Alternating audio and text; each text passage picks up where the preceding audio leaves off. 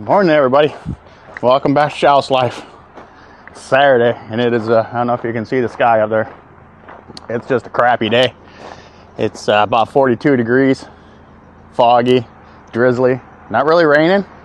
So we're gonna go on a little road trip today. I was cruising through the old Menards website the past couple days and found something up in I think it's Monona, Wisconsin. It's about an hour north of here. And we're gonna take a ride there and pick up some clearance items today. Should be a fun day. Had to hijack the wife's Bronco because so the old super truck, obviously that's put away for the winter. One thing, it's put away for the winter. Two things, it's broke. We broke it. That's why we put it away for the winter. Had a suspension failure in the rear end of it. It's not a major deal, it's an easy fix, but it could have been way worse if it would. When it broke and where it broke was like best case scenario. I don't know if I got a turn signal burned out or if this trailer is just throwing off the old Bronco here, but it's blinking really fast when you turn left. Not when you turn right, only when you turn left, which is usually a sign you got a burnout bulb. But it's brand new, right? It's not brand new. It's got 25,000 miles on it now. So, whatever. We'll look at that when we get home. So, yeah, we're going to head to Monona. And hopefully they still have them in stock when I get there. And we're going to stop, load them up on the trailer. And we'll get back home and I'll show you what we got going on. So, this is our little find for the day from the old Menards clearance section. What we have here is 18 20-foot rafters with 2-foot or 24-inch overhangs on each side. So, there's 18 of them. They're 2x4, so they're designed to be placed every 2 feet. And the reason we bought these, so last fall, or maybe it was this spring, I found these 6 at another Menards in Dubuque. Yeah, 6 of them. Again, 20-foot, 2-foot overhangs, 412 pitch. So that gives me a total of 24. Figure 24 times 2, roughly, that's 48. Take away 1 for each end, so going to get a 46 to 48 foot something or another. I'm not quite sure what it's going to be yet, but I do know it's going to be 20 foot wide. So what I'm thinking is, hopefully the highway is not too loud, but what I'm thinking is this area here on the other side of the sawmill, we're going to actually slide down here and we'll come back and look. I'm thinking what I would like to do is instead of having all this wood sitting out here in the elements, especially like this walnut and hickory, I'm envisioning just some sort of pavilion. And at 20 foot wide, it'd fit between those 2 rows of trees. And that's my theory.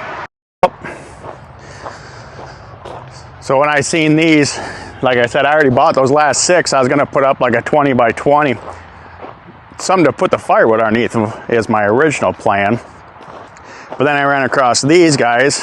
Like I said, they're in Monona, an hour away. It took a full tank of fuel in that Bronco to go get them, but that thing's got such a small tank. It really doesn't, that's not a lot of fuel. But with these here, now I got 18 plus 6. Now I'm thinking I could put up a covered area, 48-ish feet long, and then I can keep the milled lumber underneath of it and out of the weather. And then in the fall, then I can take all these IBC totes. I usually start with 28 totes in the fall, and that's usually plenty, but we've only been here, this is our 3rd winter here, so we're not exactly sure how much wood we're going through, but I start with 28 totes. And you can see I have them all covered up. Now the reason I do that is because I want to keep them on the gravel. Like this time of year, when the ground's not froze yet, this is December, Christmas is Monday, it's 42 degrees, and it's been kind of raining for 2 days. So if I needed a tote of wood, and I had to go down through the grass area to get it, your tractor's full of mud by the end of the day. So 2 years ago, I started keeping them up here on the driveway. It's basically in the fall or in the summer, I store them in the back in the grass, let them dry. And then when it's nice and dry at the end of fall there, I bring them all up here and put them on the driveway. That way I can access them with the tractor, get them right inside. I take one at a time and I put it in the garage. So that way we're not tracking mud in and out. But if I have a covered area out back to put them under, then I don't have to cover them with the little Snoopy tents that we use, which is just the IBC totes cut corner to corner, and we throw them on top. It works really well, it does, but it's kind of pain in the butt. Not my first choice of words there, but pain in the butt is what I'll go with. So I'm thinking if I can get it back there, we'll bring in some more gravel then and just make a trail for the tractor to go back there. And then when it's nice and frozen, maybe I'll keep like 4 totes up here on the driveway and then use them. And then when it does freeze, once I run out, or if it is frozen, I can run back there and get a couple more totes. We go through a tote in the coldest months right now. We go through a tote every 10 days. Right now we're going through a tote about once a month because it's been so mild. So anyways, we got to figure out how to get this unloaded because I got another Menards bargain that I want to go get while the trailer's hooked up to the Bronco still. So I don't know how we're going to do it yet, but we're going to figure it out. Here we go.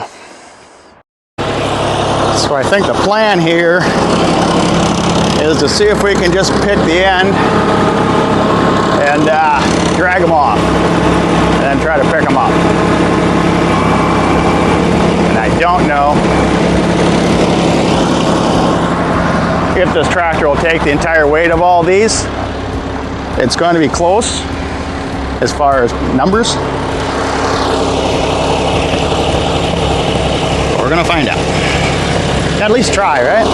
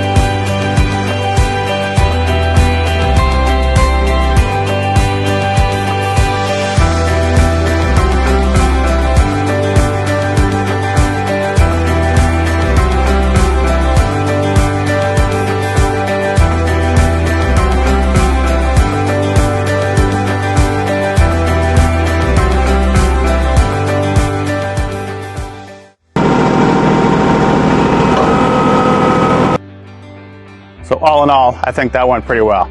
The tractor barely handled it. That thing, I was looking up the specs on it, and at the pins, it's got about 1,200 pounds, 1,400 pounds of lift at the pin up to 1.5 meters.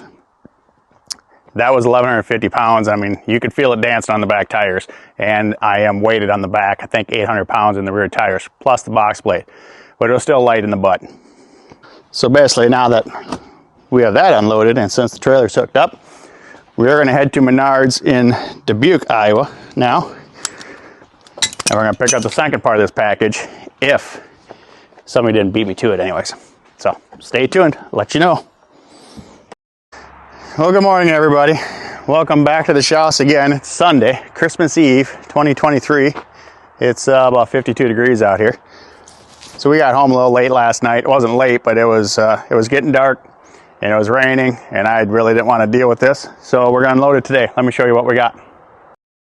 So we're hitting up the old Menards website there and found that they had this, what do they call it? Ocean Blue Pro Rib Steel. Was $2,000, now $800. And the ridge cap is underneath of there. I got 100-foot of ridge cap. No, sorry, 50-foot of ridge cap. I've got 4 bags of screws to match. There's 32 sheets. They're 17-foot-ish long. And look at this. And it came with the pallet. Check out the pallet. Those are 16-foot 2x4s. I got 11 of those. So yeah, I didn't even know it came with the 2x4s, but the guy up, when I picked him up, he's like, and it comes with the cap. And I said, well, and the screws. He's like, oh yeah, and the screws. it's a good deal. I said, yeah, for 800 bucks, it is a good deal. And then I priced these 2x4s that are underneath of it as a pallet. So there's 11 2x4s that are, I think they're 16 foot long. They come out to like 77 bucks. I figured I'll use those for the purlins across the top to put steel on. It'd be a start anyways. So basically, for easy numbers, I now have enough rafters to do about a 48 foot long pavilion. I got enough steel to do the roof of the pavilion. I got enough ridge cap and enough screws to do it. Granted, this blue, I don't really like blue, but for 800 bucks, I'll learn to like blue. So I think that's a pretty good deal. I mean, I got rough numbers with the 6 rafters that I already bought. I'm at about 1,900 bucks now. And I mean, you can't even buy that steel for 1,900 bucks. The price is right on it. That was $2,000 plus the screws, plus the ridge cap. So that's a pretty good deal, I think. Now the only problem I see is where am I going to put it all at till spring? It's a little muddy back there right now, and it's not going to dry up for at least a couple weeks. So I'm going to try to find a place to put this stuff that's pretty much in the way. It's the way it's going to be. So we'll get her unloaded. We'll find something.